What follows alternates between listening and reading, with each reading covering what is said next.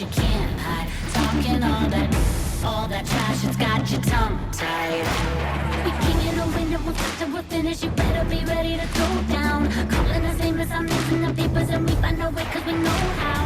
You get it twisted, we doing our business, they're chanting our names and it's so loud. Better believe it, we can't be defeated, no way. We are the heroes, we're talking legend. Walk back down into the hands of to the heavens. Heroes, we're talking legends. Walk back down into the hands of to the heavens. Can't stop us when we go in. Kings and queens are folding. There's something in our touch. Feel the rush, yeah, we're golden. Sending out a message, leave them in the wreckage. Unbreakable, powerful forces not to mess with. We keep it a window, we'll get till we're finished. You better be ready to throw down. Calling us famous, I'm losing the papers, and we find our way cause we know how. You get it twisted, we doing our business, they're chanting our names and it's so loud. Better believe it, we can't be defeated, no way. We are the heroes, we're talking legend. Walk back down into the hands of to the heavens. Heroes, we're talking legends. Walk back down into the hands of to the heavens.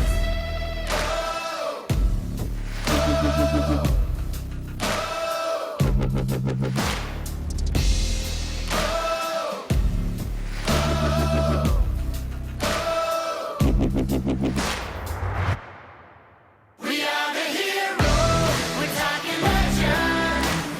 Walk back down into the hands of to the heavens. Heroes, we're talking legends. Walk back down into the hands of to the heavens.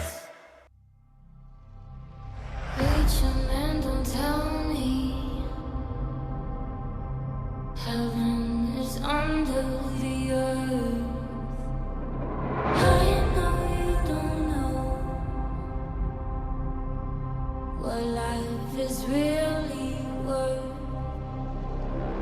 Great God will come from the sky, take away everything, make everybody feel high. If you know what life is worth, look for yours here on earth. Come on, get up, stand up. Don't give up the fight. Get up, stand up. Don't give up the fight. Get up, stand up. Preacher man, don't tell me heaven is under the earth.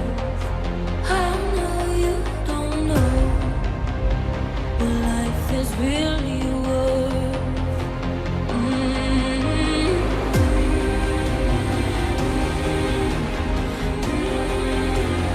Get up, stand up.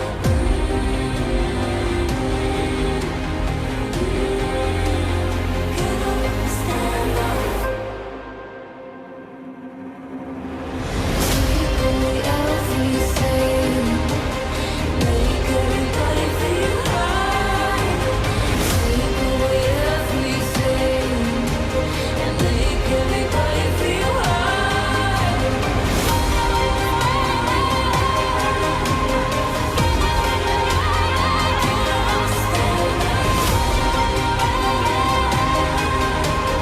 Don't give up the fight.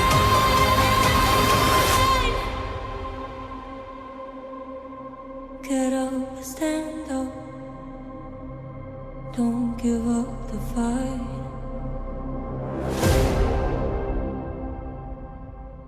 You are being presented with a choice, evolve or remain. If you choose to remain unchanged, you will be presented with the same challenges, the same routine, the same storms, the same situations until you learn from them, until you love yourself enough to say no more, until you choose change. If you choose to evolve, you will connect with the strength within you. You will explore what lies outside the comfort zone. You will awaken to love. You will become. You will be. You have everything you need. Choose to evolve. Choose love. Good morning, good afternoon, good evening, whatever time it is for you when you get this. Today, we are going to be talking about religion and my experiences. Religion is a big part of this world, and I'm going to talk about the experiences I've had in religion and with religious people. And sharing my journey is my soul work and a gift to the world for others to learn and grow. And I am a spiritual badass. I'm a divine being having a human life experience. And so we're going to start off going way, way, way back to when I was a little girl, because I was not born into a religious family.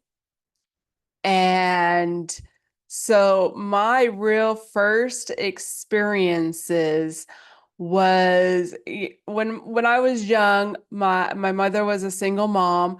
She was a waitress, and so she worked on weekends. And when I was 6, we moved in with my grandparents. They actually got a mobile home, and we all were living there. So on the weekends, it was just my step grandfather who was there, like watching us and stuff.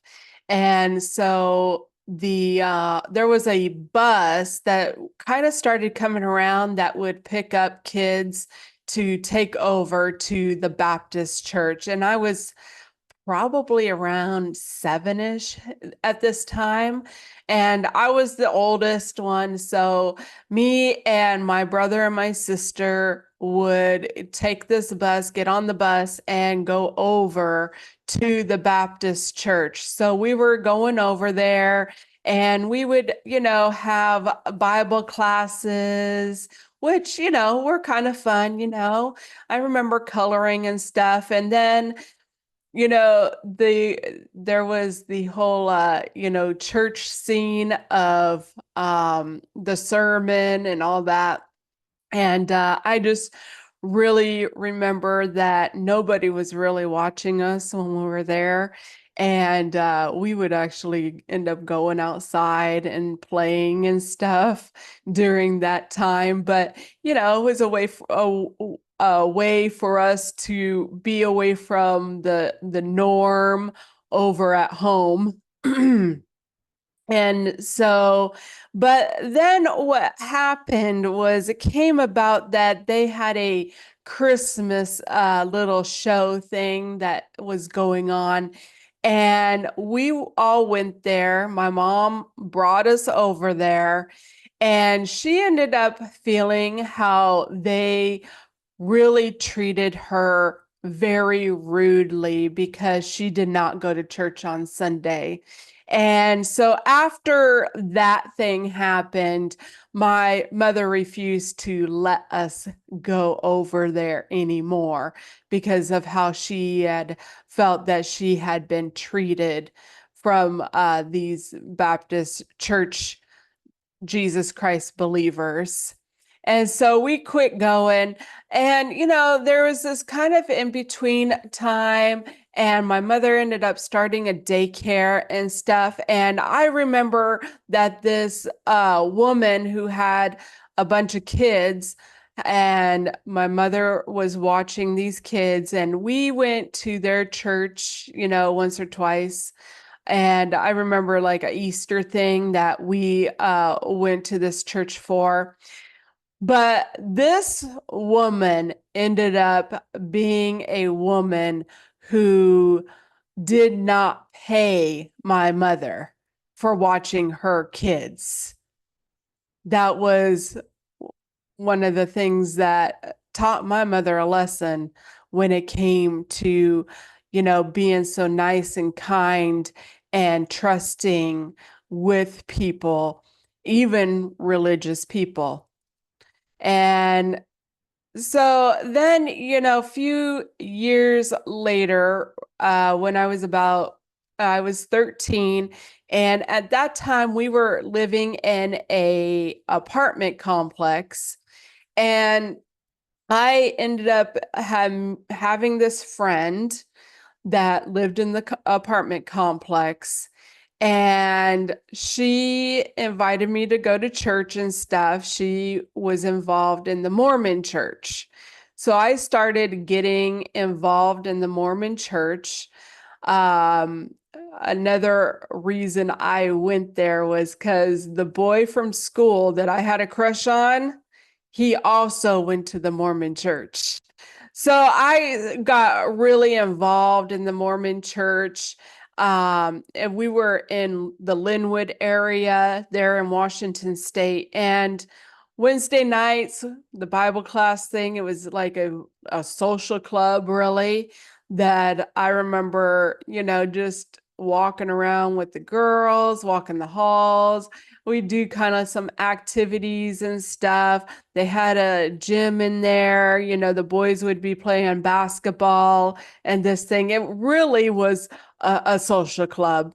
And I do remember, taking this trip out past Bellevue area for a thing that we were doing where they did this really interesting baptism thing with us, which really kind of makes me wonder about few things later on when you understand energy and spiritual stuff a little bit better. It really makes me wonder about a few things with that baptism thing. It was kind of weird, actually. And you know, these experiences with being involved in the Mormon church, and my friend, she ended up moving. Her parents ended up at this mobile home park, but they actually were in like a house there, and because they were managing the park there for the mobile homes. And so I would go over to her house and, spend the night and, spend some time with her family. And, there were a few things that were kind of interesting there, which was one of the things was that my friend, she was also 13 years old, but her parents were wanting her to find a young man who was about 17 years old, who was getting ready to do his mission trip. So that way, when he got back from doing his mission trip, because it's like a 4-year thing, that she would be at this age where they could get married. And another interesting thing that I remember from this family and seeing is that they had a couple of boys that were, very rambunctious and stuff. And I remember seeing them duct tape one of the boys to a chair.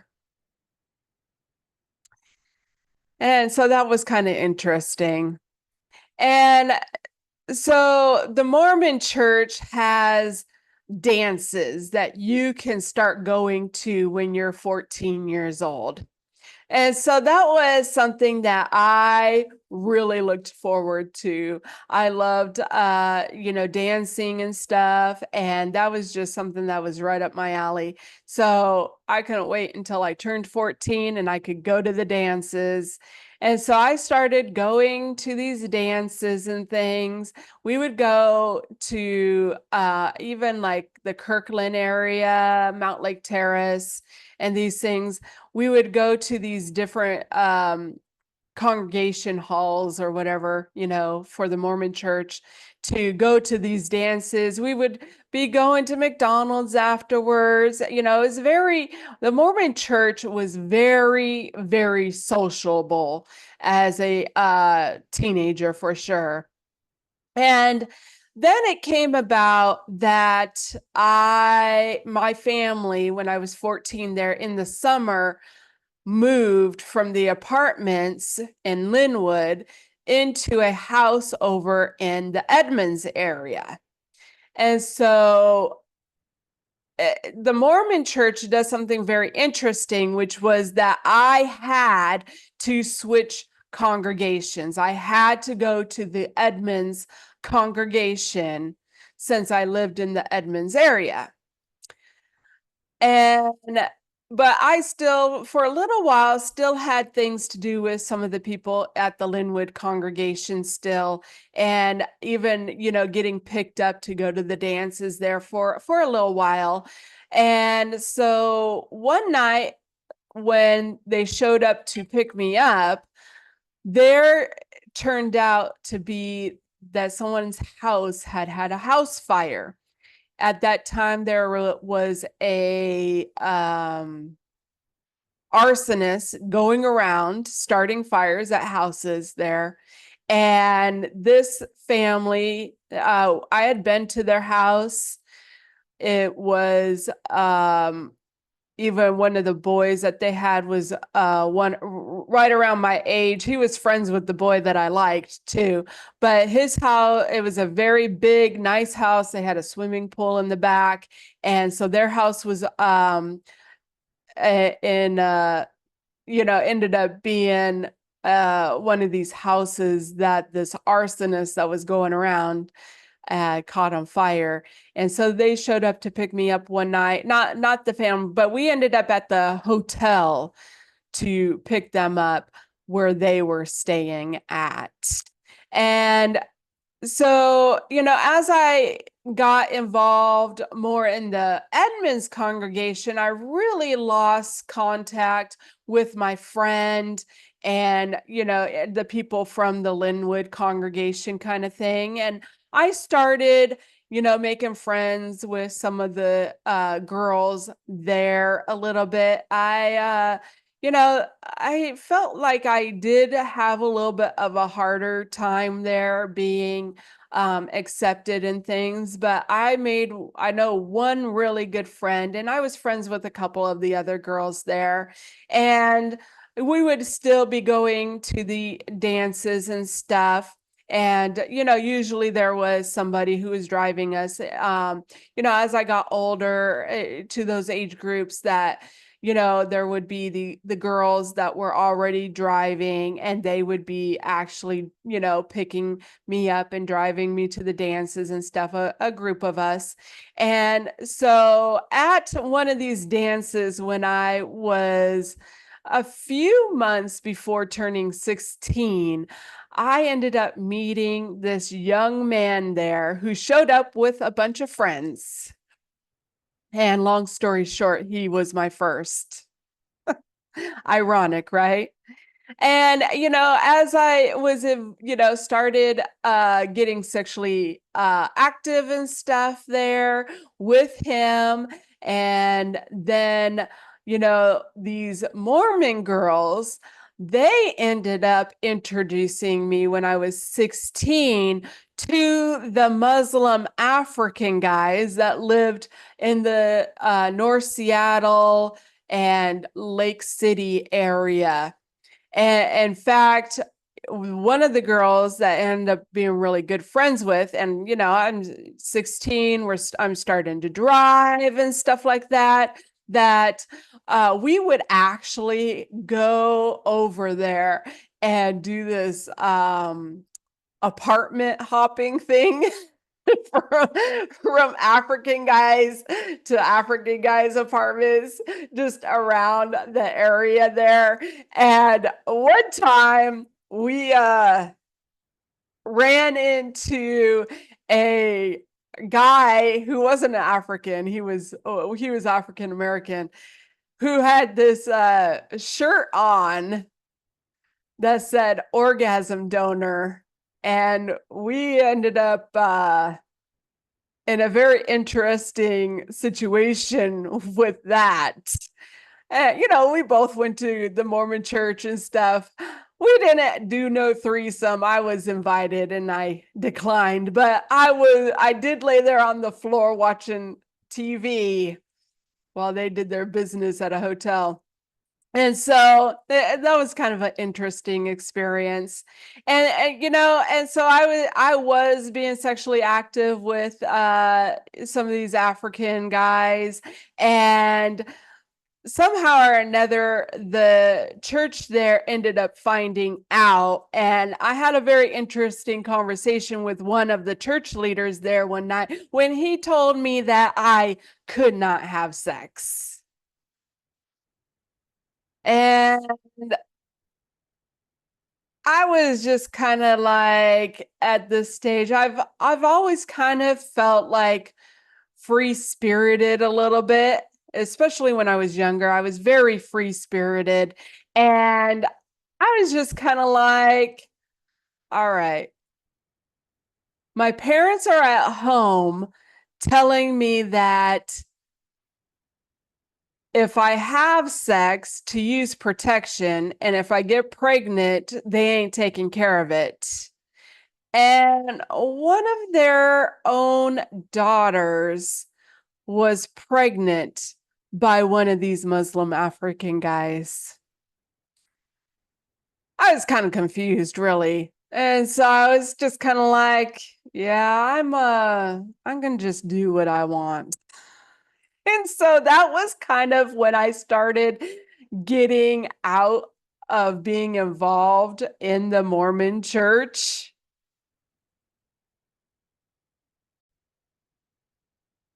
But I will tell you that those elder boys that they have, those young men who are on their little mission things that they do for about 4 years when they turn 18 years old, they would randomly show up to my house to talk with me.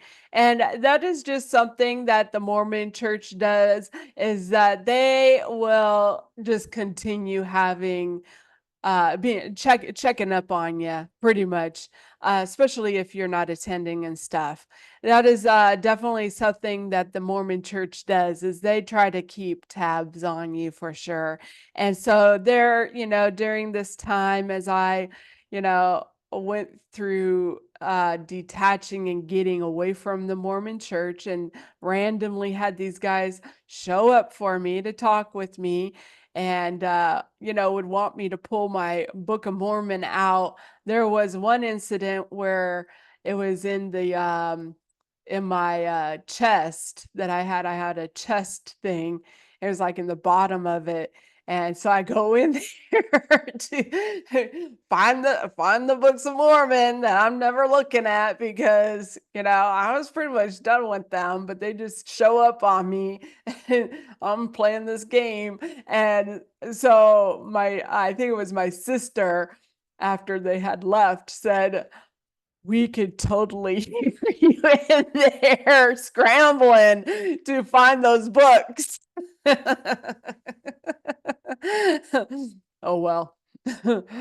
And so that was pretty much, eventually I moved out of my family's home there, and then they ended up giving up that home, and that was kind of the end of it. But I did end up having contact with that friend's mother when I was about 19 years old, from that Linwood Mormon congregation.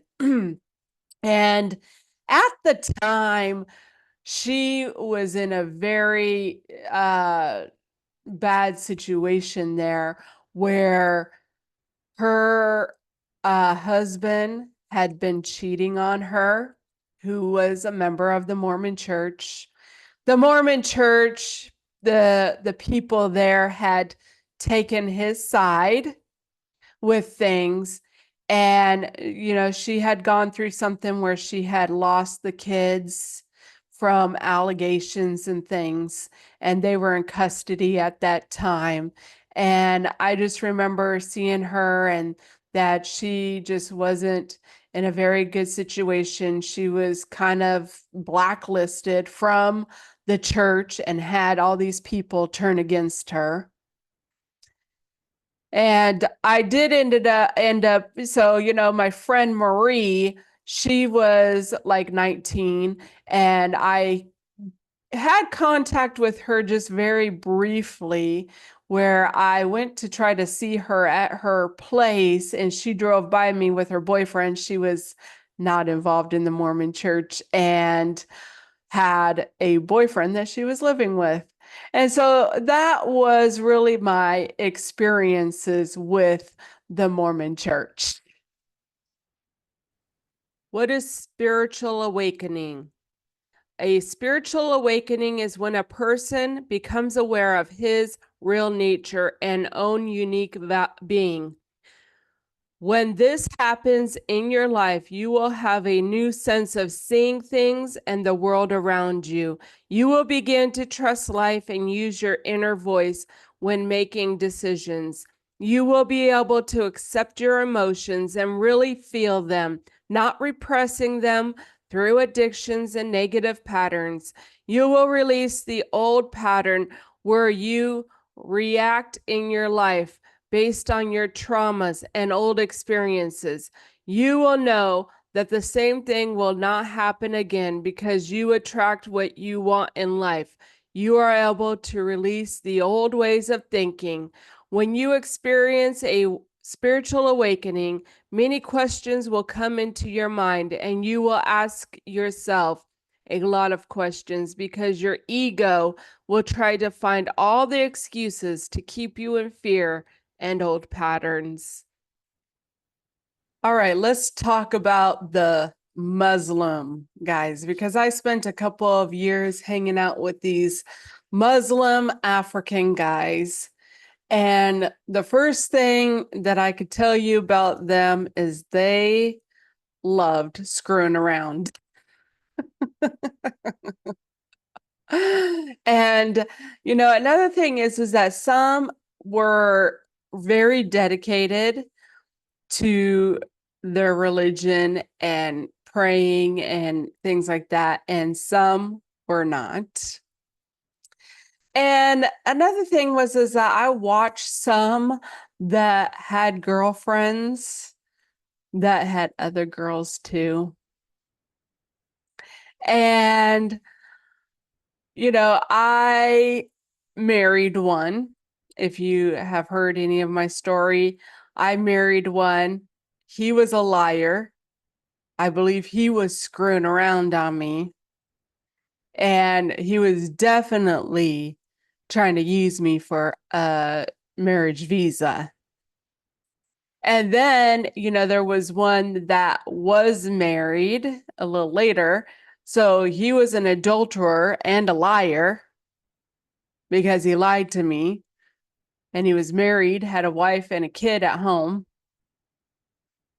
And, another thing that I learned from the Muslim African guys was that they did open their place to me when I was like 17.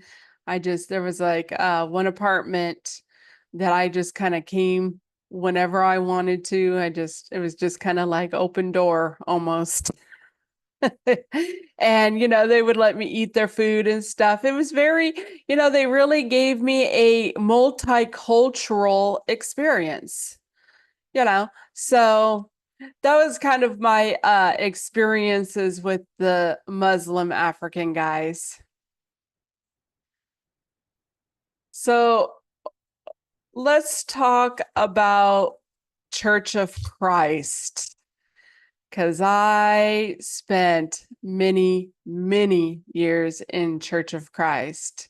So, I got out of the Mormon church, when I was right around 16, and I was never involved in with the Muslim religion. I was just around these guys for a few years there. And so it was the after 9/11, I really did some like soul searching And it was the following year in June. So that would have been 22 when I ended up at the Sumner Church of Christ. I was looking for a church that had evening services because I worked in the morning. And so I ended up there and wanted to change my life for the better and stuff, and figured I needed God, and religion is a huge part of this world that says that that's where you find God, right? In religion, within churches and things like that. So that's the road that I went. And so I ended up at the Sumner Church of Christ. And I got baptized fairly quickly in there. They had evening services, and I really felt that they did, follow the Bible and stuff. I mean, they had the 5 acts of worship and stuff. And so, anyhow, I studied with them, and I got baptized pretty quickly into this church and stuff. And one of the things was that, they let me have access to kids. I loved kids. And when I was younger, I didn't have any kids, but I loved kids.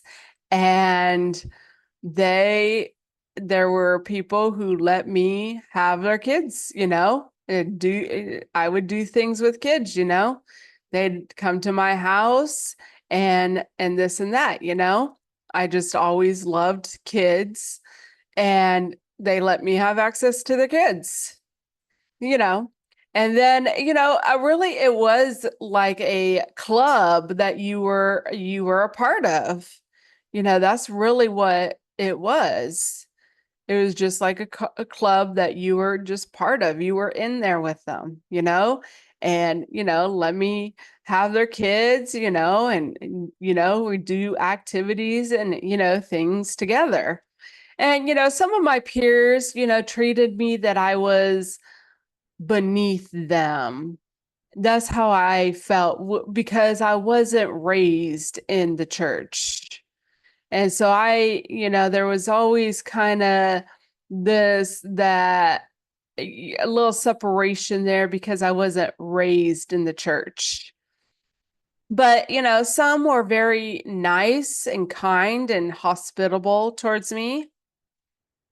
And, when I was first involved in there, I was in there a few years before meeting my husband. So, there were groups and, had singles groups and things. And, we would do things together. I would even have karaoke parties at my house. And we would, go out to eat after Wednesday night classes and these kind of things. So there was just kind of this singles group kind of thing that would happen with the singles and the young adults and stuff, that we would be doing things together.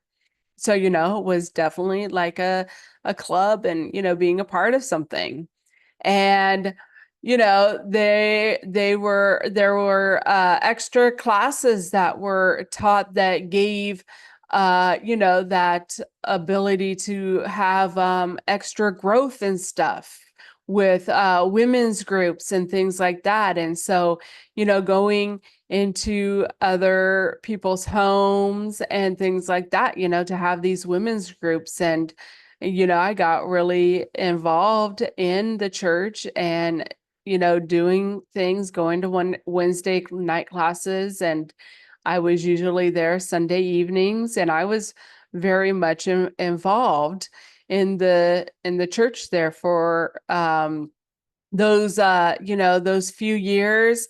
And then I met my husband and married him. He was a member at the North Seattle, or he was actually in Kirkland. And so we got married, and I moved to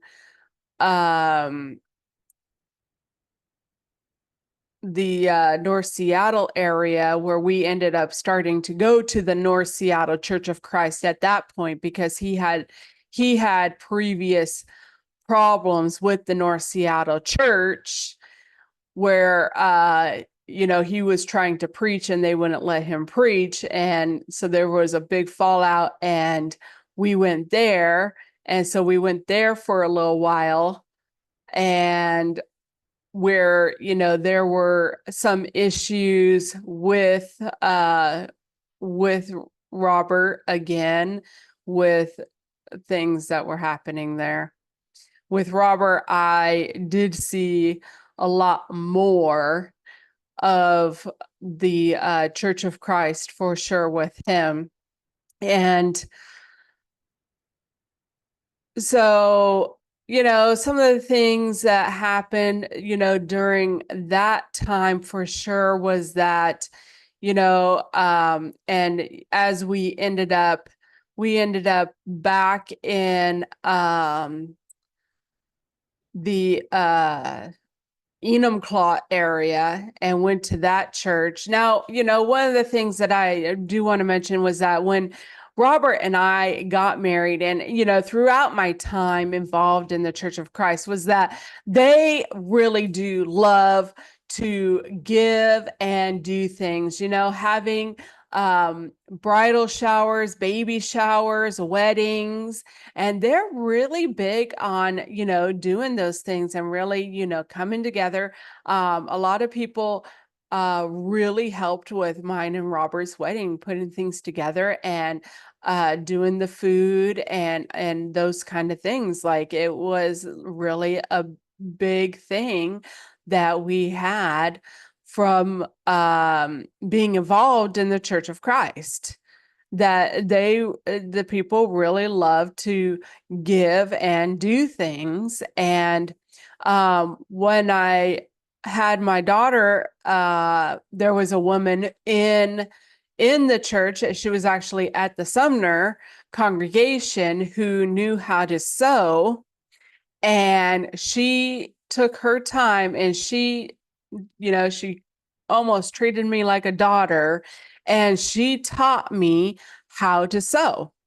I never had to pay her or anything like that. She just did it. She helped me to learn how to sew, and I sewed many things for my children, especially my daughter and stuff. And I used to make shopping cart covers, for people who were having babies and stuff. And that woman, she took the time and taught me how to sew. And that is really, truly a blessing to me, because believe it or not, it was something that I needed for this time in my life.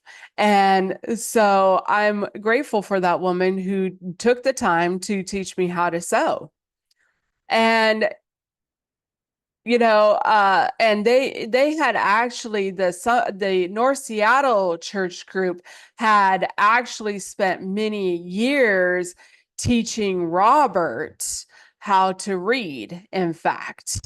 And so the people worked with him. He was very uneducated from his upbringing and things, and they taught him how to read. And, another thing that I really learned being in the Church of Christ and things was that some people, they will do things with you, and some they just won't. And so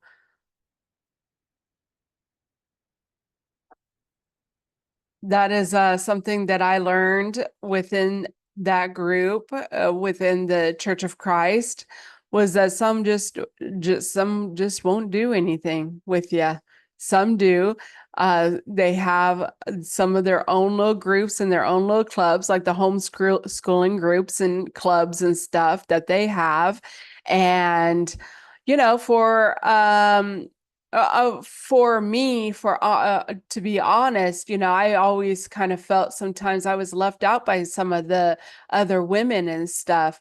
But in the end, I do feel that it was actually a big blessing to me. Sometimes rejection is protection and redirection. And, it was just something that, I didn't have to let go of. I've truly come to learn that it's okay not to be part of the group or the club or whatever, that I'm probably better off not being a part of it.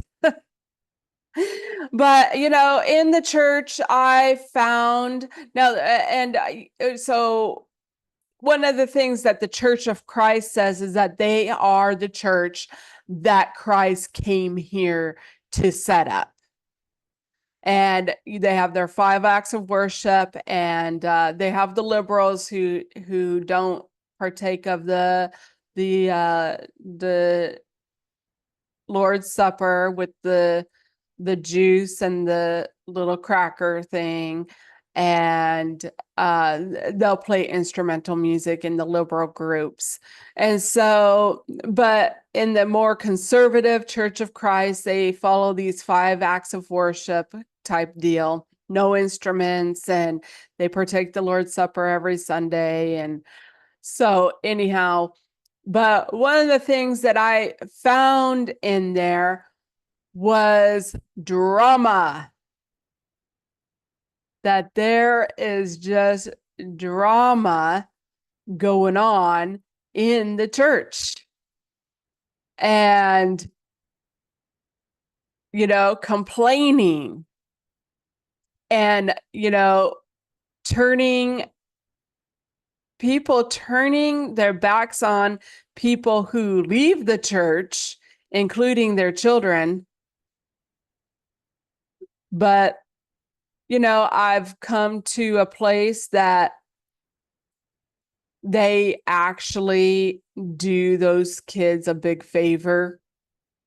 And that's one of the messages I'd like to give out, is that, if you have been a child who left the church and the people turn their backs on you, it's probably a blessing to you.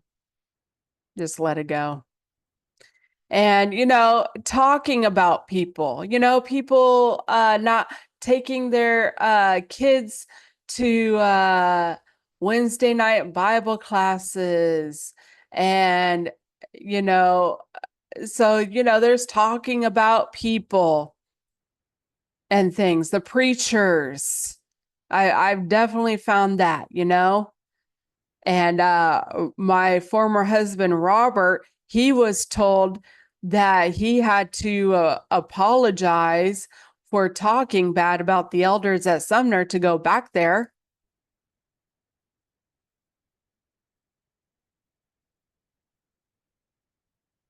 And, also congregation hopping. They love doing that. See, they think that the Church of Christ is the true church that Christ set up. But some of the people, they did get disgruntled at one place, and I did that several times with my former husband, Robert. We were at so many congregations there, and we ended up at Sumner a couple of times. And by the end of me wanting to leave Robert, before leaving Robert, he wanted to go to another congregation or start one in our home. And by that point, I was practically done with the church. So I said no. But, there's but other people do it too, that they leave the congregations. Church of Christ was very different, for that you could go to any congregation that you wanted. Some people would drive a couple hours even to go to the Sumner Church. And so, Church of Christ. So, they do get disgruntled at one place and they'll go to another place. And then sometimes they come back. And then sometimes they leave again. And so that's that's what I seen at the Church of Christ for sure. And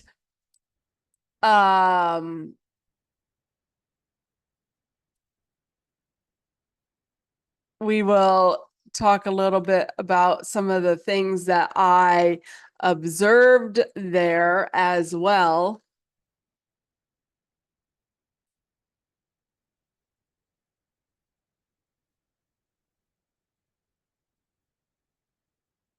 One of the things that I observed in the Church of Christ for sure was adultery.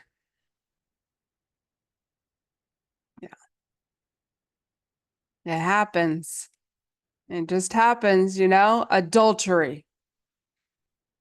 I remember when I was a newer Christian, very new there at Sumner, I had seen this young woman who was around my age and her husband and their 3 kids sitting in the car before Bible class, but I never ended up seeing them in Bible class. And it was shortly later that it came out that they were getting a divorce because he had committed adultery.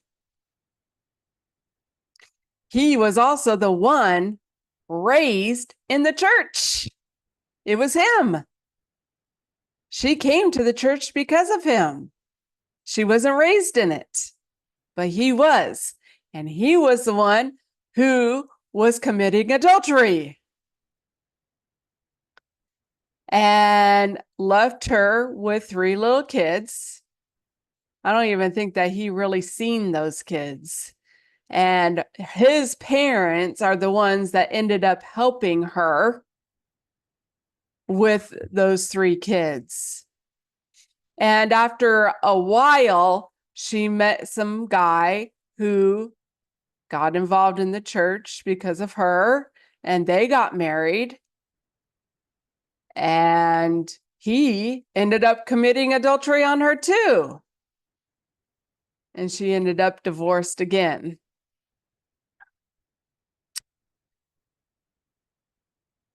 It's tough. And then she ended up finding a man who had actually been divorced because his wife had committed adultery on him. And she married him.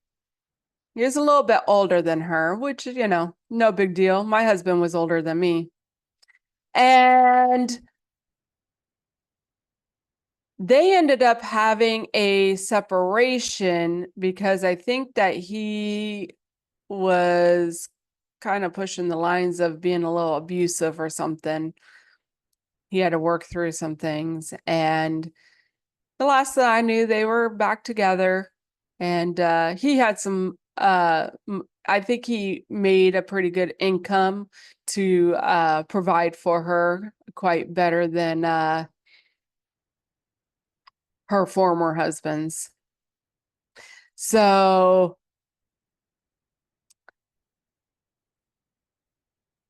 I don't know. I just find it very interesting to have the same kind of problems just keep on going like that, And then there was another young woman. She was an elder's daughter, in fact. And she married this young man. They got married and stuff. And after a while, they got divorced because she committed adultery on him. Both these people were raised in the church. Her daddy was an elder of the church. I seen something one night, Wednesday night Bible class, and she didn't look very happy. And her mother came and gave her a big hug. And I can only imagine what that conversation was about. Something along the lines of, you can't get remarried. You're the guilty party for committing adultery. Well, I mean, that's the rules, that's how they play the game there, If you commit adultery, you're not supposed to remarry if you're the guilty party. Well, she disappeared for a while. And when she came back, she had a baby and she was pregnant. And she had a boyfriend or whatever. I mean, at that point, what are the parents to do but give her their blessing? Seriously, what are they going to do? Let her be a single mom who's committing sin of, with her boyfriend who she has kids with? The funny thing is that the church will do something that the Amish people don't do. And that is that if you leave the church, they'll let you come back. I mean, you're a sinner, You're a sinner. I mean, you can't help yourself,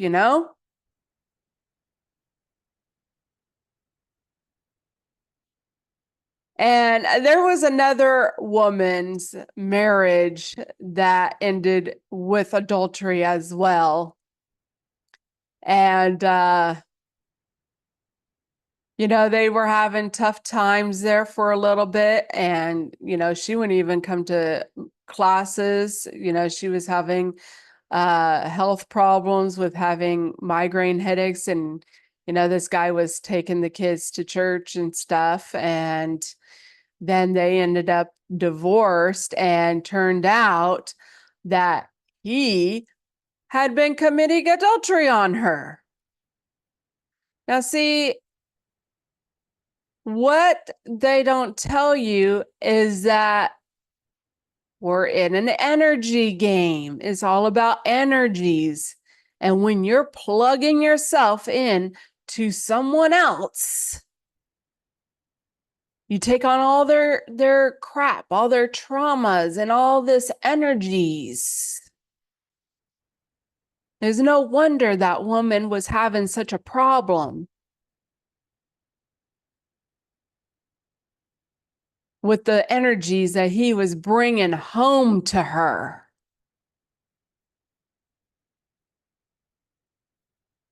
And they both were raised in the church. Both of them were.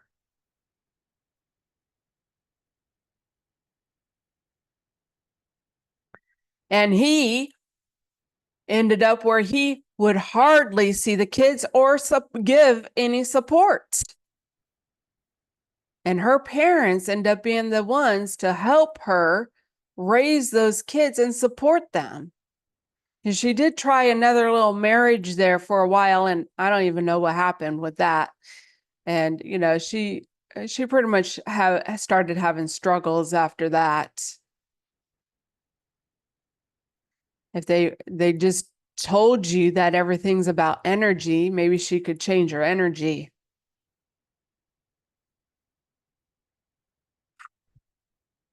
But that man that she married, that committed adultery on her, he went to another congregation and he found himself another wife. Gotta love it. When I say drama, right? It's like, I mean, you could make a whole movie with all the drama. Oh, and judgmental. I found people in there judgmental, people not going to church all the time when they're supposed to. People put their kids in sports on Wednesdays, and then they skip Bible class on Wednesdays. They're not there, and, they always had a bigger turnout for morning worship on Sundays. And, over half the people wouldn't return Sunday night. So, big judgmental problems with people not going to church. And, anyone who doesn't go to church doesn't have the truth. They don't have God. That's what they claim. And, that they're better than their neighbors because they're baptized and they go to church every Sunday. Better than the other churches down the road with a different name on their building. They're better than them because they don't have the truth. And, definitely better than the people living in the world. Yes. And, sexual judgments. I had this woman, very interesting, that, I ended up, sharing with her how when I was involved in the church, I was watching pornography with my husband until I put a stop to it. And she said, well, you know that was wrong, don't you? Oh, yeah, that we shouldn't have been doing that. Yeah. But then I ended up hearing her bad mouthing their preacher at the church because he won't spend time with them. But that's okay. That's okay. So definitely having sexual judgments.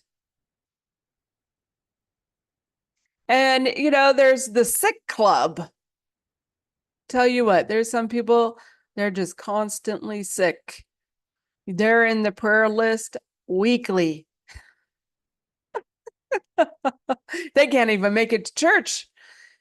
There was one person that, I tried to help in things. And, she was so sick, she couldn't take care of her house and she couldn't work, all these things.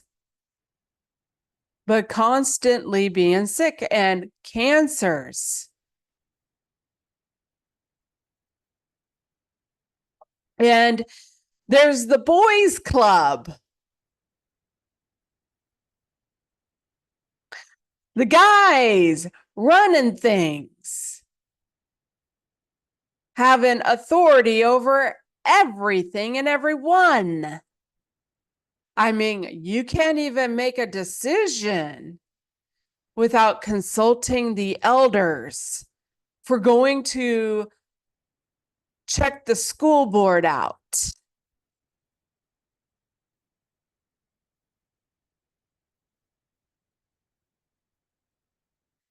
And I do believe that is even more than that with the boys club. Because if you've listened to my previous stuff, you know that I found a whole bunch of dick problems going on with religious men. Well, not just the men. And another thing is not working things out. I had an experience with a woman who I was supposed to be friends with. And I went to her house one day and I got cut off after that for some odd reason. I even tried to talk to her to work things out, and she refused. Lost the friendship. Eventually gained it kind of back when she moved out of state and she came back, and then all was forgiven. I don't know what I did or what I said, and it was just kind of just rolled under the carpet and forgotten about. And so, I felt very blacklisted. over that. But, in the end, that person came back around and, helped me through sometimes later on.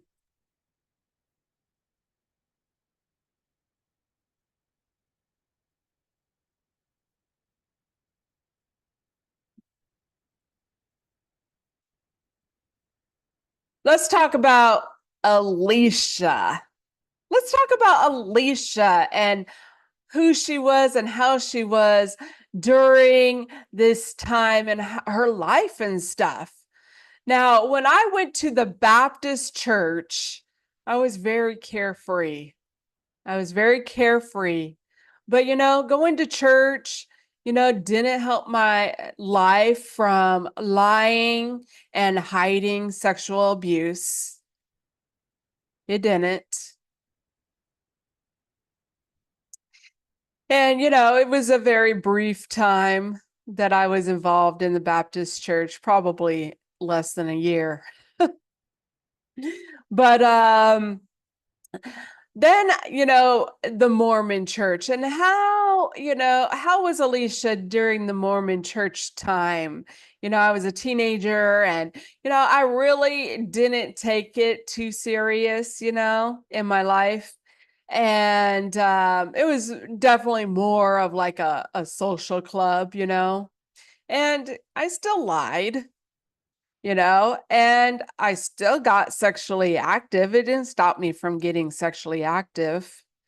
And, I did take my stand when they were trying to control me and set up, I was going to do what I wanted, you know?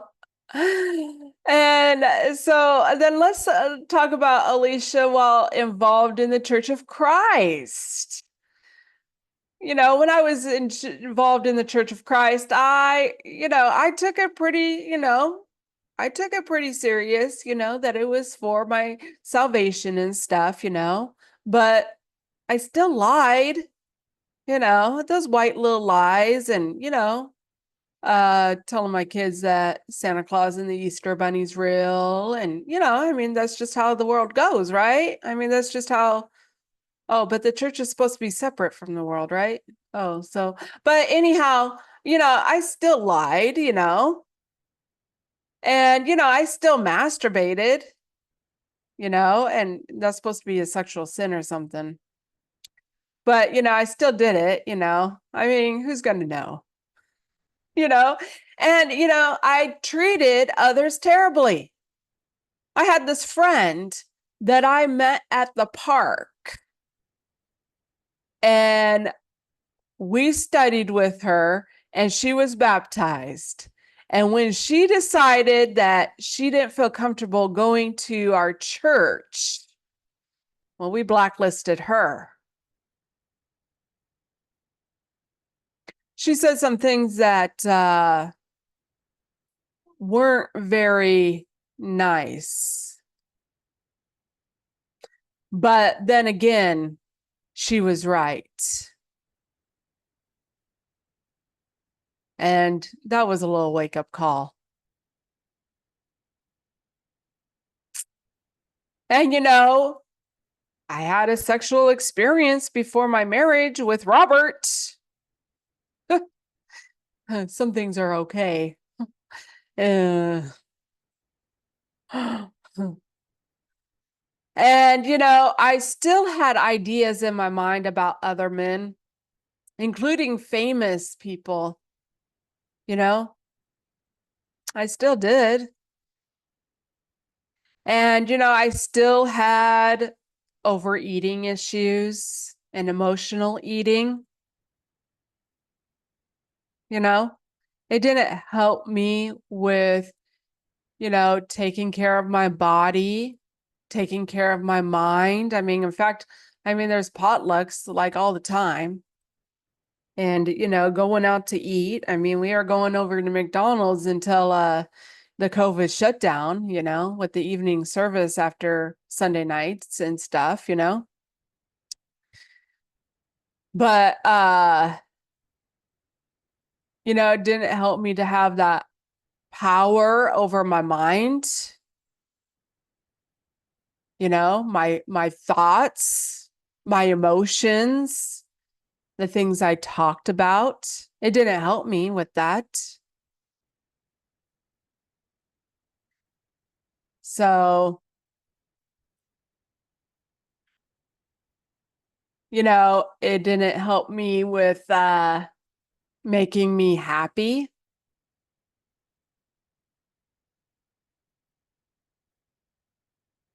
And as things went in 2020 and 21, I mean, that got worse and worse. It didn't help me to feel prosperity and abundance. And it didn't help me to love my life. But it did control me by keeping me in fear of life, of other people, and definitely that virus in 2020. And it kept me in guilt and shame, guilty for masturbating, guilty for watching pornography with my husband, but he was doing it too, so and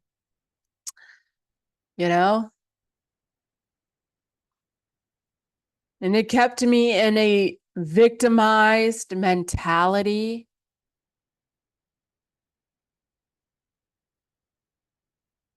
Looking outside myself at my husband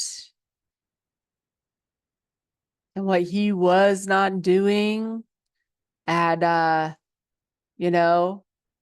people in the church not including me in things. But one of the things that it really came down to was that it made me weak.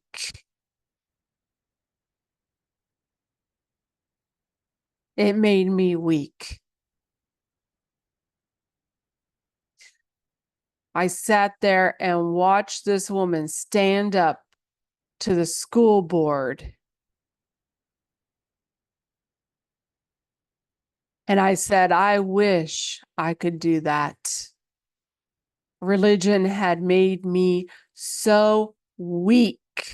The Church of Christ made me so weak.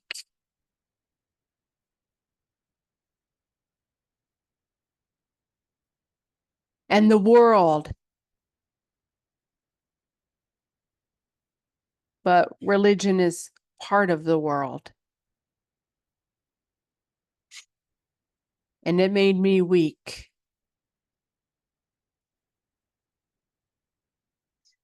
So, waking up in 2020 to the church system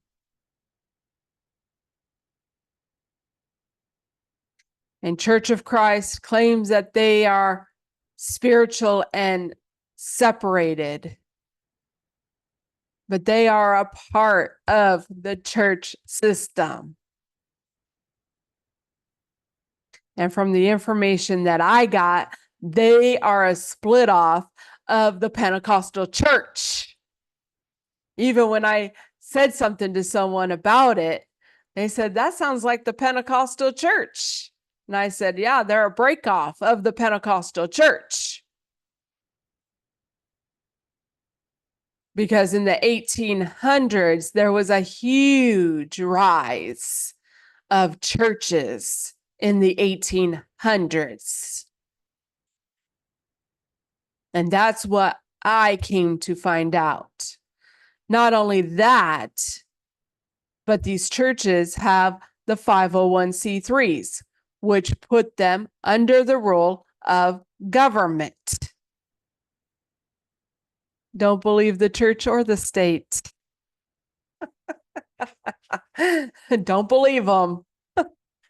Don't believe either one of them. They're the same coin, opposite side. Just like that Republican and Democrat thing. Same coin, opposite side. And the control in religion, waking up to that, waking up to the church, closing down, which I was actually in agreement at the time with. But as you learn more about the truth of things, makes you question that.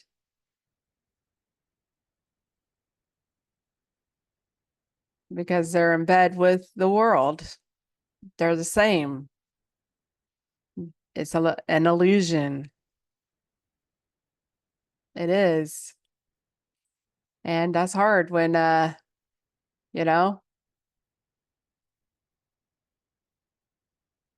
you find out that all this stuff that you believed in was a lie, including Jesus Christ. And where do you put him at? When everything that you have thought you believed in are a bunch of lies.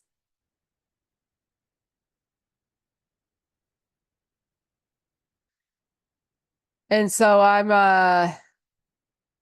going to take a quick break here and play a very, very good message. And then I'm going to finish up by talking about, waking up in 2020 to the world, to the church system, Church of Christ being involved in the church system,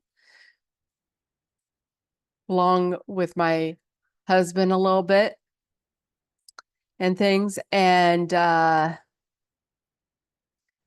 finish by asking some questions. Child, that there is a conditional God who is always watching and dishes out punishments as they see fit.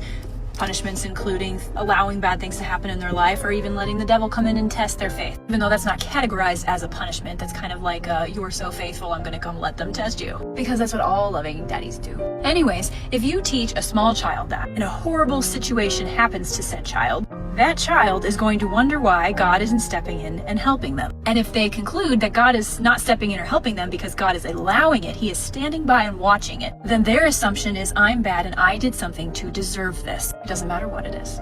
It doesn't matter if it's child SA. It doesn't matter if it's spanking. It doesn't matter if it's starving. It doesn't matter if it's being bullied. If there's an all-knowing, all-powerful God who can see me all the time and is watching me suffer right now and allowing it to happen, he probably wants it and he's allowing it for a reason. Because a child's brain is incapable of thinking, my caregivers are inadequate, or that God or spirit may exist in a different concept than I've been taught. So their brain blames themselves, which creates a foundation of unworthiness and sets them to grow up thinking every undesirable thing that happens to them is a punishment because of their unworthiness, and they deserve it, which robs them of the possibility of seeing the lessons in everything they go through. And you miss the lessons in things, you keep the pattern going, you stay in the abuse, you keep self-sabotage, you don't chase your dream, all because young you learned that people who love you hurt you on purpose for your own good. Well, that video said something for sure. Waking up to the reality of this world and religion. And seeing that religion is just part of the control system. It's part of the control.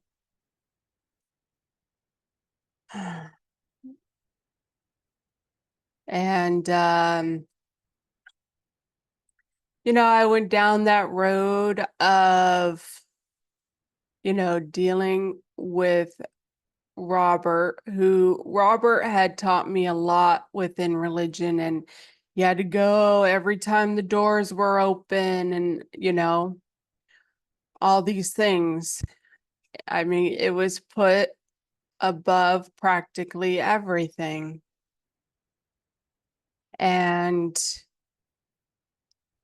I woke up to the flat earth stuff, which I found I was biblically proven that, I tried to talk to him. He wouldn't listen to it. And he brought me to the elders over it. And, which I was told that it didn't matter. Well, good. I'm glad that it doesn't matter.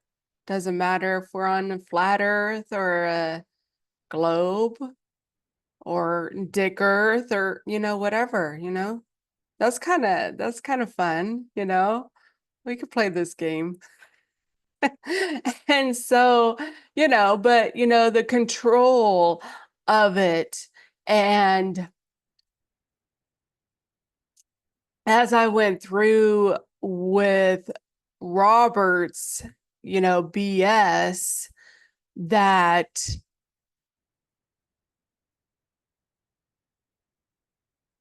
it was like they were bound and determined to keep me with this guy. He was picking up chairs to throw at our daughter when the shutdown happened in 2020. And, things just continued along. And including, coming down to the fact that he knocked out our daughter's tooth, called up the elder that was counseling us. This elder told me that he would come every day if he had to help us keep the peace. Later on, I thought I should have been calling his ass every day.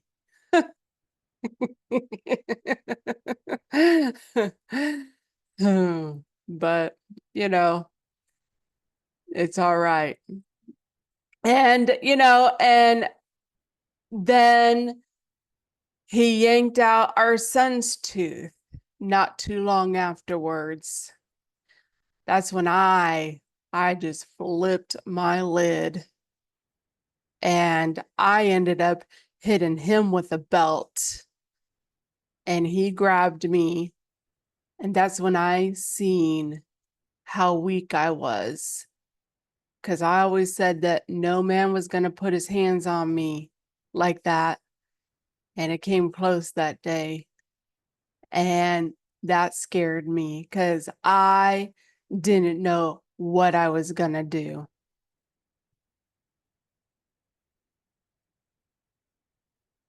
And the following month, when he chased our daughter with a lighter, and I asked for a separation, and he called the elder that was, counseling us because I wanted to leave. And I mean, this guy was just bound and determined to keep us together at all costs, pretty much protecting an abuser. That's right. It's like the boys' club. Like I said, like, let's keep these women submitted. You could be a dictator if you want.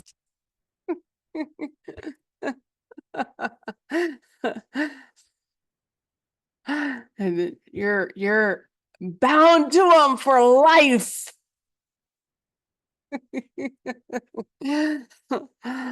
Oh, jeez. Well, it's all spiritual. It's all energy. And part of me knew it. But Robert had me in a tight hold that nobody could leave the marriage with the children. And at that time, I got positioned and took power over my children.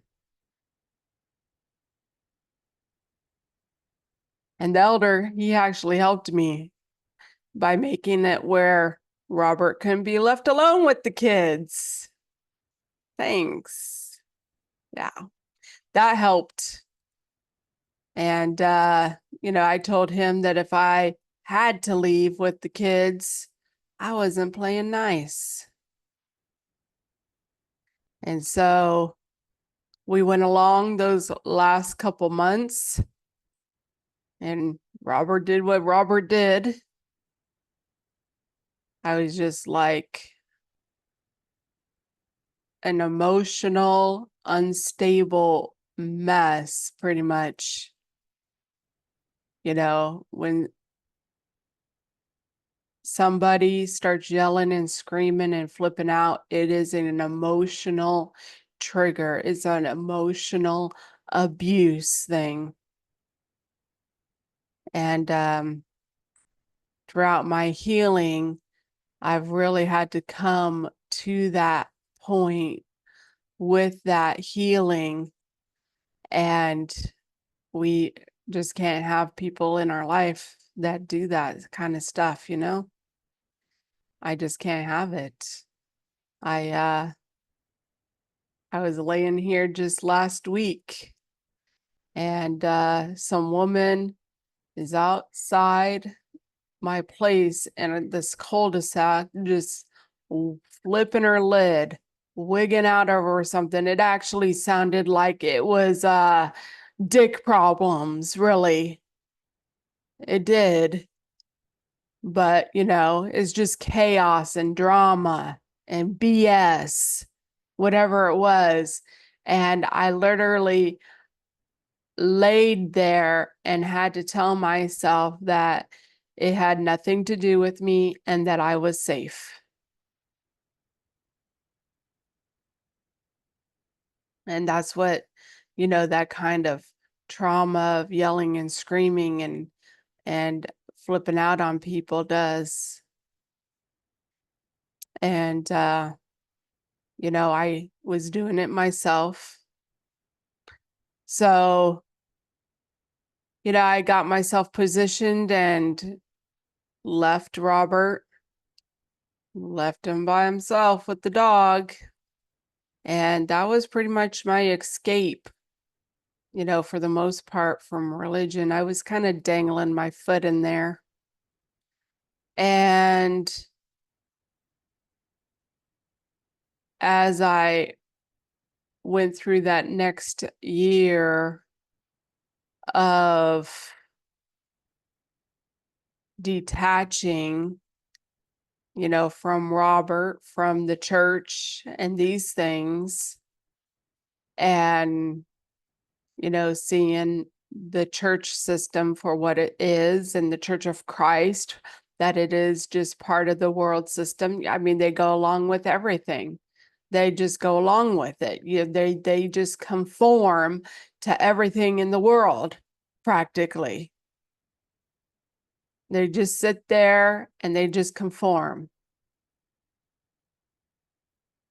And, stuck in guilt and shame and fear and being victimized by life.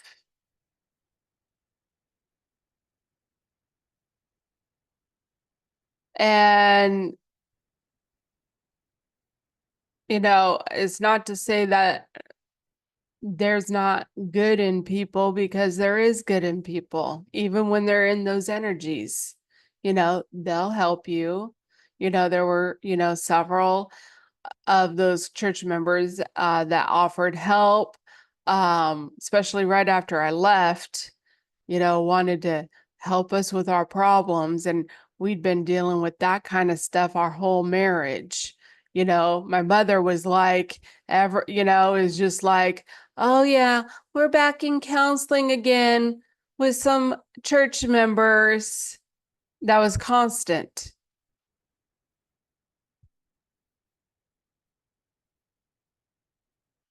And so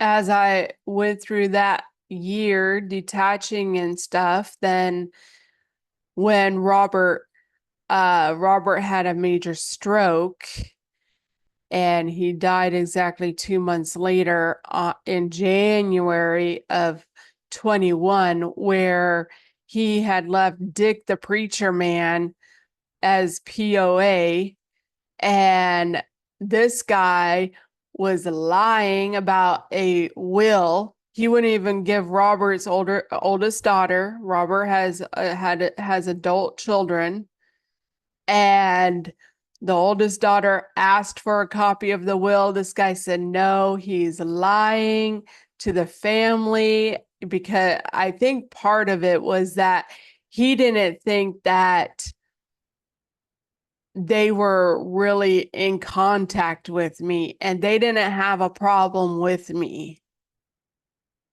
And Robert's oldest daughter even said, through talking with a friend, oh, he left those men to punish her. And, talked to the preacher at Sumner about the service. I mean, it was a shit show. And my story of 2023 will come out, and it's all in there. There's a man, Troy, who went in and cleaned up his place with everything. They wouldn't let me go into the house to get the things that I wanted to get. I didn't fight over material things. But, in hindsight, he actually did me a big favor. So, got to be grateful for it, and I hope Dick the preacher man enjoyed the $50,000 life insurance that he took, and left Robert's minor children on food stamps and HUD housing. Robert's oldest daughter was like, who are these people? Oh, yeah, they go to church every Sunday at Preacher Man. That's right. I mean, you talk about throwing all their soul winning rules out. Oh, my goodness. Oh, they did. They didn't care. They did not care. So, but you know what? I needed that. I truly did. I truly needed that, because, if it wasn't for all the, crap that I find out about the church system and that control and, all the crap with Robert, and those men, they did it, that was just the boot I needed to. I mean, when I went to Robert's service, which I barely went to because of the lying and the BS that were going on with these men in the church, that somebody, was like, and I know that, a lot of the people didn't know all the crap going on. But, somebody was like, oh, you should, drive out here and come out here once a month. And I had, when I left Robert, it was like over, an hour and a half away. And, I thought about it for a minute and I was like, I think the best thing I can do is keep me and my kids out of the church system. That did it. That did it for sure. And, symbolically, and I keep it that way, is that I have not stepped foot in a church building since Robert's service, and I don't ever intend on stepping foot into a church building again. In fact, a few months ago, I was invited to someone's mother's service that had passed. And just because it said it was in a church building, I was like, I ain't going. I mean, I could have showed up for, support, but, I was like, yeah, no, I ain't stepping foot in no church building. That's for sure. And so, preacher men taking life insurance policies. And these guys are POAs because funny thing is that at the same time as Robert passing away, this other preacher man told me he was a POA for someone too. And Robert's sister and I just thought that that was quite suspicious. I mean, what is it with these preacher men being people's POAs? Because people hand all their power over to the church? So, but good or bad, it serves a purpose because Alisha needed to get out of the church system. She needed to be out of there. And I did. And, when I went out and said that I was done with the church, then they question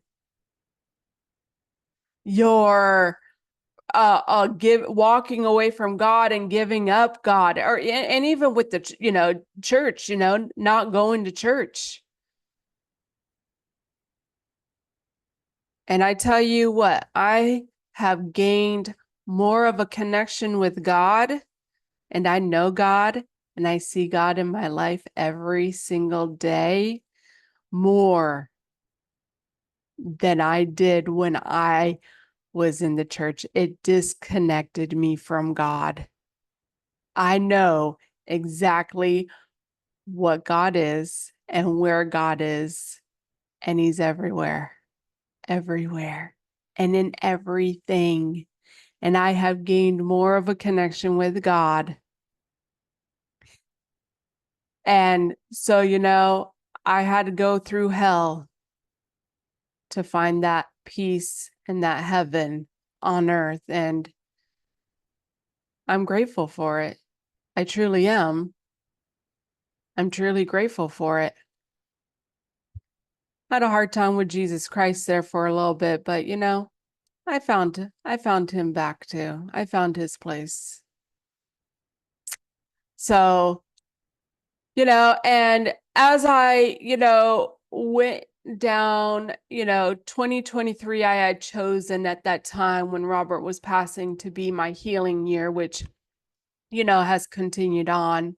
And I I got this message about this relationship. If you've seen my previous stuff from my relationship with Ronald and everything, and went through an evaluation of what I was looking for because I didn't want a relationship after that whole mess with Robert. But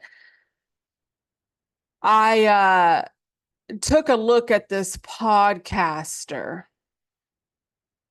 because of some of the information that he had that I wanted and stuff, and just through this journey that I had listening to this guy. And I came to this point with listening to him that I noticed that when he mentioned Bible scripture, I was cringing.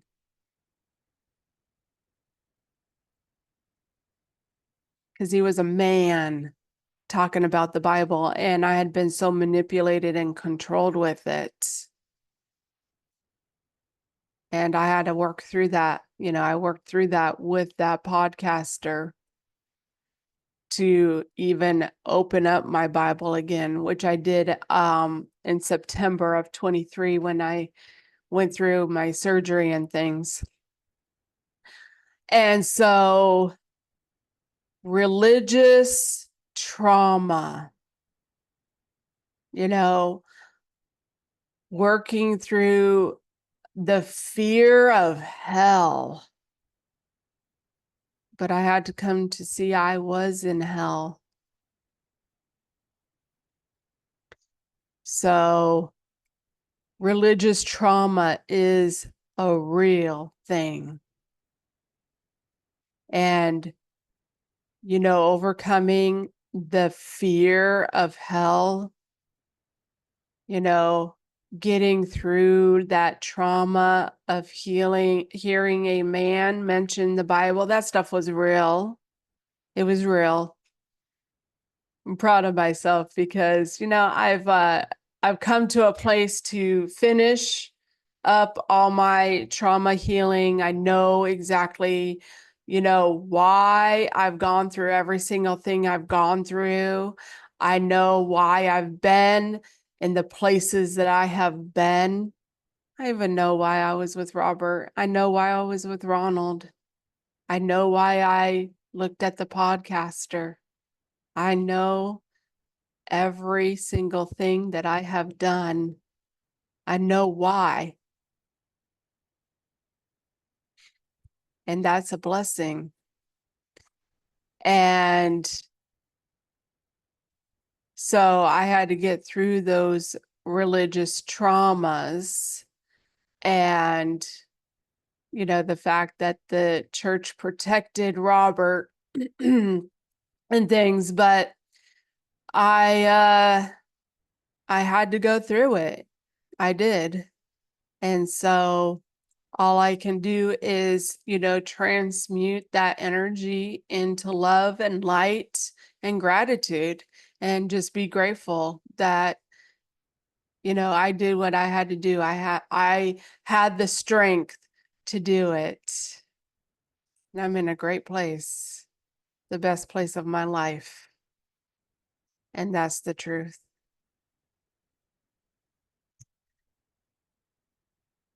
Let's go ahead and ask some religious questions. Let's ask some questions about my experiences about religion and information about religion and such stuff, So just random questions that I came up with that, we can answer. I could give an answer if I have one, or, just leave it up to you to think about, because, life is all about learning and growing and teaching and helping. And so, what do you think?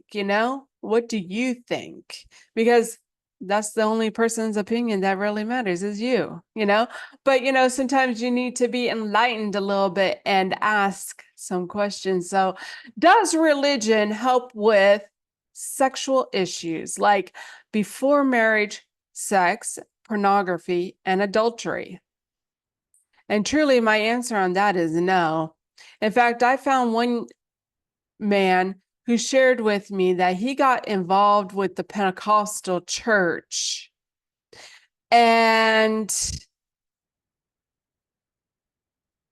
he shared with me that this girl who was raised in the church just started showing up on him, and they got involved and stuff. And he told me that they were doing oral and anal sex. That was okay.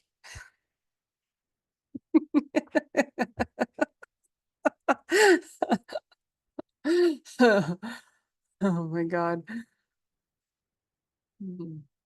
Anyhow, and that he eventually, decided to try to wanted to marry her. And he, talking about control issues, he went and asked the dad, and the dad told him to go ask the preacher man. And he's like, it's your own daughter. Crazy. Do religious people play by their own rules? Well, I think we know that's a no. You can just leave for a while and come back and just go do whatever you want and come back. You might be better off just not coming back. Why do religious people have such a problem when you don't go to church every Sunday? Is it because that's what they're doing and they want you part of their club? I don't know. Why do religious leaders tell you how to live when they're not doing it and their own children aren't either. Does the church protect people from being victimized or taken advantage of?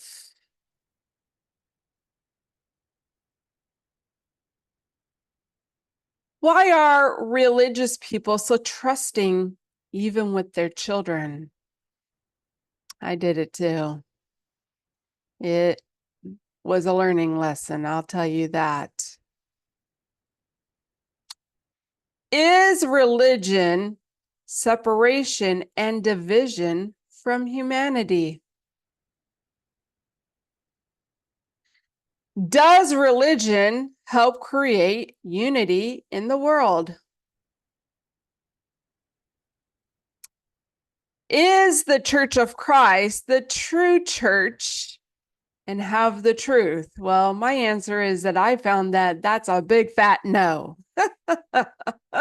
just take it from Alisha. Did I find good and bad in religious people? Yes, I did. Even sometimes in the same person, you know? Good and bad. Are religious people using religion to cover their own BS and ignorance, looking outside of themselves? Is Christ or the church saving people from their BS?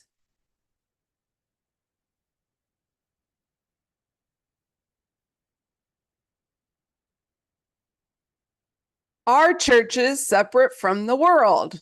Well, my answer to that is if you have got a 501c3, no, big fat no. And if not, after that, it's still questionable.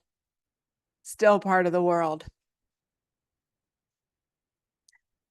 And what is sin? You know, the whole time I was involved in a religion, I didn't even know what sin was. What exactly is it? Is it just, you know, like drinking and smoking and doing drugs or having sex before marriage or adultery? I mean, that stuff goes on. I guess they're in the right place. Does Jesus save you? Does he save you? And if the kingdom of God is inside you, how is Jesus going to save you? And what exactly is your soul? I didn't know what that was either. What exactly is your soul? You can leave a comment if you want. Does religion separate you from God? Well, in my experience, that's a yes. Does religion and going to church make you spiritual? And what is hell? Is this some physical burning lake of fire? Oh. So, what do I know? You know, it's very interesting some of the things that I end up knowing about people. It truly is. You know, Dick the preacher man, it's very interesting with him because I only knew one thing about that man and his marriage. And that is that his wife wouldn't speak to him for 3 days if he came home after midnight, you know? And it was kind of funny because I was talking to Robert's sister about it when all the, you know, shit show happened with Robert dying and stuff. She's like, what is a preacher man doing coming home after midnight? Seriously. Family preacher man. You know, really learning about energy, you always really know. You do. I always knew there was something up with Robert. I knew there was a problem, and he was screwing around on me for years. And Dick the preacher man was the man who taught Robert a whole lot. He did. I mean, Robert was like good friends with this guy. And, I know the kind of man that Dick the preacher man helped Robert to be. I can only imagine.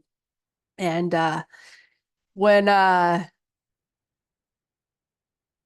we went out to eat after Robert's service and seen his wife, she's just quiet. She was just quiet. Just didn't say nothing.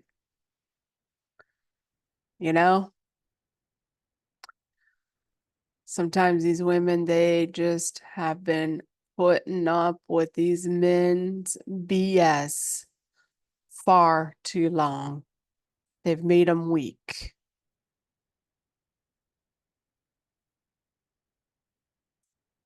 And, the preacher at Sumner, his wife, this guy, he would go on fishing trips, and his wife would redecorate a whole room, spending money they didn't have, buying paint and repainting the walls, and just kind of went through this thing, and truly coming to see through with Ronald and stuff, and the dick problems that these men have had. I mean, I have watched this my whole life. I watched it with the Muslim guys, and it's not just the men, it's the women too, and they got these dick problems going on. They have no control over their minds or their bodies or their dicks, screwing around, and and so it really makes me just wonder about some of that stuff, I'm glad I got out. That's all I can say. Every man for himself. Whew. Thank God. Thank you, God. I am grateful. I'm grateful that I got the hell out of there. It wasn't easy. It wasn't. But it's a lot easier now. It's a lot better now. Man, I'm grateful for it. I truly am. I have to be, because, it got me set to such a great place, and really truly connected with God. God, oh, thank you. I'm so grateful. Yeah, I'm grateful, everybody plays their part. Game of life. And that the preacher man, there's a preacher man that berated me for leaving this one night in 2020 on Robert, and taking our children out of there, and he just berated me over that whole thing. And it's very interesting, because it turned out that guy's one of his sons as a teenager went to live with someone else. I can only imagine why,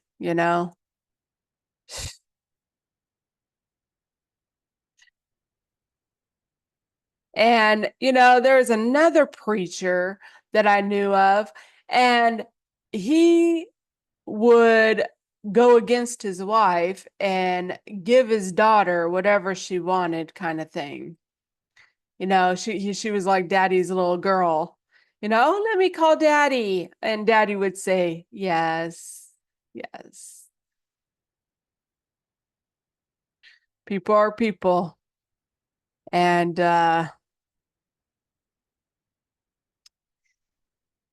who knows? But, for me, the best thing that I have done is learn to love me and love God and love where I'm at. and truly heal, from, religion and the crazy crap in the world. And, Jesus is right about quite a few things, So, they're not for themselves or each other or humanity. And, when you're in a dark place like that, everybody's your enemy. I truly stand by, my decision to, stay out of the church system, out of religion, and, those people have their places, good or bad. And sometimes you get to be a messenger for them. And, it's every man for himself. So, all you can do is, share that light. Christ is within and the kingdom of God is within, just like Jesus said. And, that's all you can do, sometimes. So, let them have it, and hopefully they'll enjoy their life, good or bad, And, coming to, general things, they, religious people will help others. They will help others. They truly will. And, they might push you to stay out of their clubs and their groups, but they will help others. They have, if you're in with them, they'll have you in their home and stuff, and, they'll help you and stuff if you're in there for sure. And, some church organizations and stuff, they'll do community helps, There's places that have, organizations for homeless people and stuff, and they will help people. And, and then like there was one guy long time ago. This was before I got involved in the Church of Christ and stuff.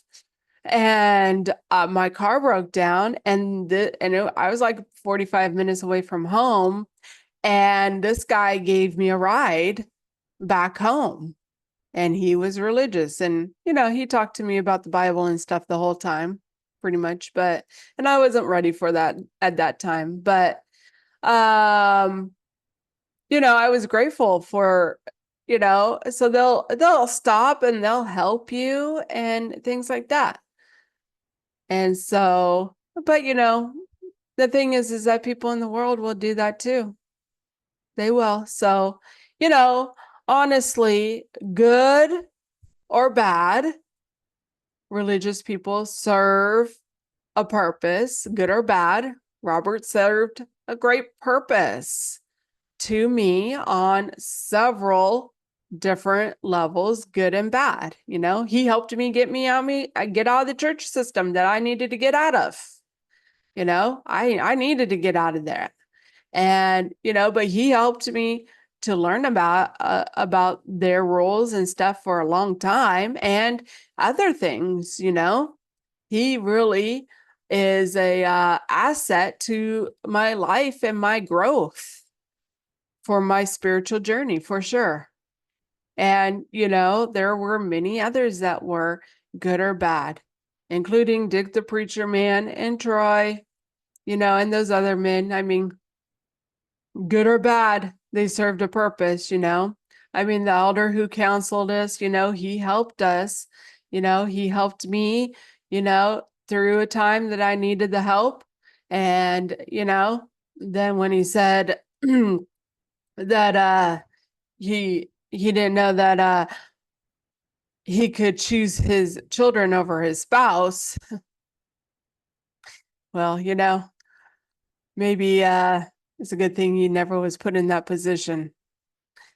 But, good or bad, they all serve a purpose. And, I did too, like my friend who I, made sure that you better not come in here. She already was kind of on the line, and after the way that Robert and I just blacklisted her and treated her, yeah, did her a favor. So and I could call her and talk to her, and I have, through the years. I, fought Robert to go back and talk to her, but it was just never the same, really. But you know, the thing is that good or bad, we all serve a purpose, and that's the conclusion, for religion, maybe the world too. So I'm sharing my truth and sharing what I know and my experiences, which is part of my soul purpose. And, I'm grateful to anyone who is, following to just learn and grow, and, have to agree with me with everything. And, just take what you can on your spiritual journey, because it's spiritual for all of us. It truly is, and some people are up here and some people are here and some people are right down here, and there's always room to grow. And I'm grateful for growth. I'm grateful for where I'm at and who I am today. And my future shows for my journey of 2024 on 8/1/25, August 1st. And sometime next week, I'm going to get out talking about the kingdom of God and the kingdom of Satan. And we'll talk a little bit about that and just kind of see, what is taught about it. And, is the kingdom of God, some magical place you go to after you die? Or is it here on earth while you're living? Because I thought the Bible was instructions for, a life while you're here on earth.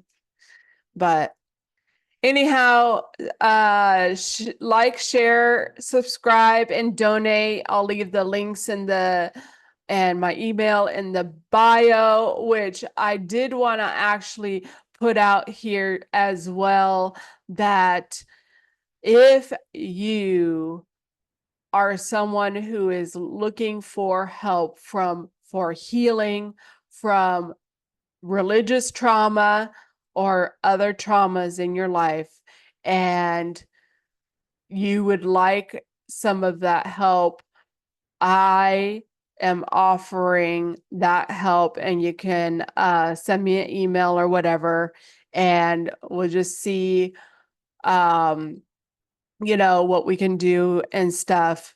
But, I've come through all my healing, and I have very introspective points of view.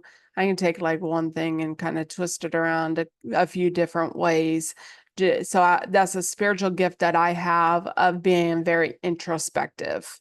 And so if you're interested in that, healing from religious trauma and those kind of things, because it is the inner, is your inner work that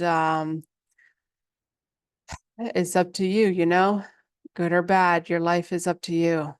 And if you can heal and truly get through it and transmute that energy into love and light and gratitude, it can make your life a whole lot happier and easier, for sure.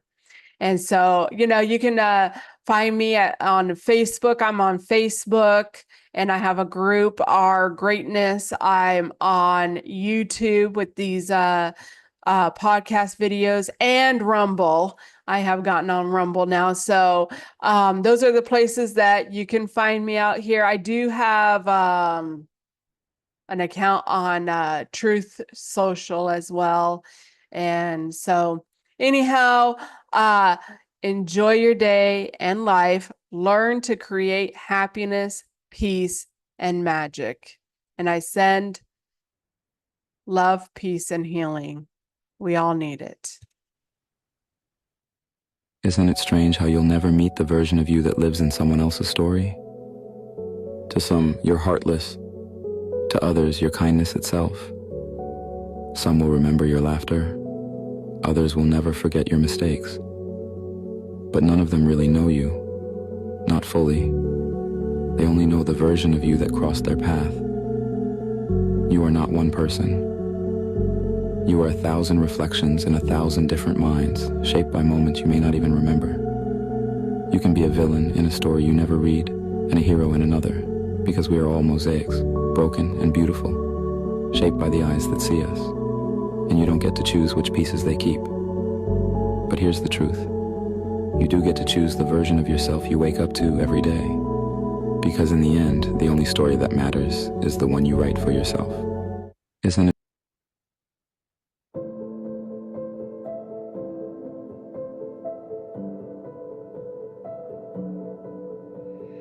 People living their lives for you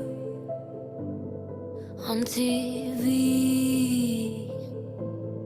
They say they're better than you, and you agree.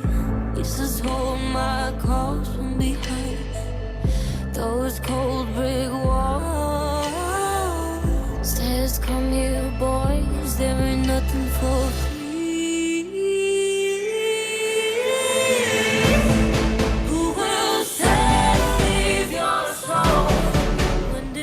Comes to the flowers, will you save your soul? After all the lies you tell, who will save your soul? If you won't save your own.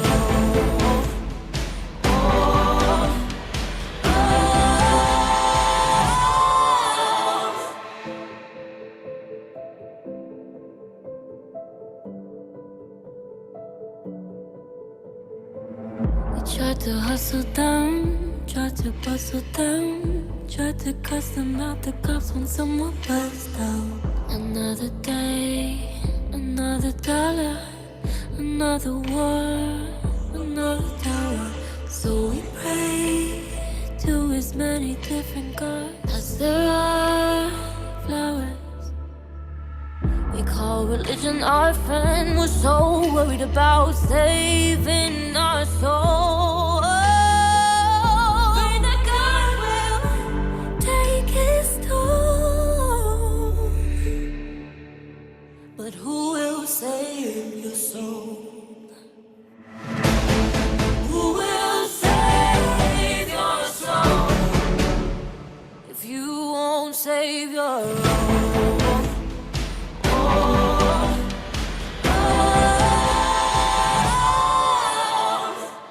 Some are walking, some are talking, some are stalking, they kill. Some are walking, some are talking, some are stalking, they kill. Some are walking, some are talking, some are stalking, they kill.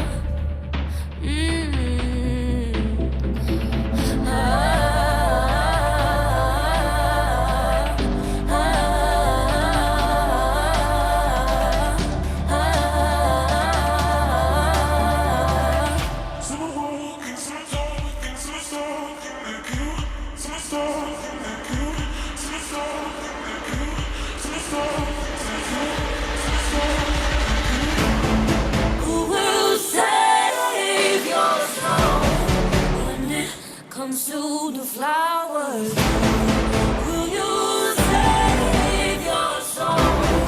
After all the lies you tell, who will save your soul?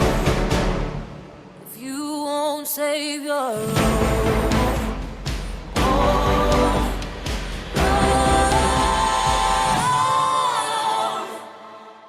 If you won't save your own.